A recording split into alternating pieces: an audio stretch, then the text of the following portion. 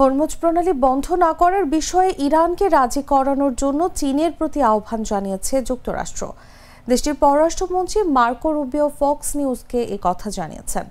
এর আগে ইরানের পারমাণবিক স্থাপনায় মার্কিন হামলার পর হরমুজ প্রণালী বন্ধ করে দেওয়ার হুঁশিয়ারি দিয়েছিলেন দেশটির কর্মকর্তারা। রুবিও বলেন, যারা হরমুজ প্রণালী দিয়ে তেল পরিবহনের উপর ব্যাপকভাবে নির্ভরশীল সেই চীনের সরকারকে আমি উৎসাহিত করব তারা যেন এ বিষয়ে যোগাযোগ করে। হরমুজ প্রণালী বন্ধ করা ইরানের জন্য আরেকটি ভয়াবহ ভুল বলে অভিহিত করেছেন মার্কিন পররাষ্ট্রমন্ত্রী, যা উত্তেজনা বাড়িয়ে দেবে বলে তিনি বর্ণনা করেছেন। ইরানের জন্য এটি অর্থনৈতিক আত্মহত্যা হবে বলেও মন্তব্য করেছেন তিনি। Yeah, I got the flares.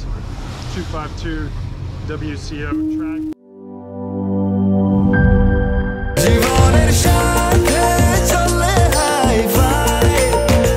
স্বাস্থ্যকর অল টাইম ফ্যামিলি কেক, সব সময় অল টাইম হেলদি লাইফ।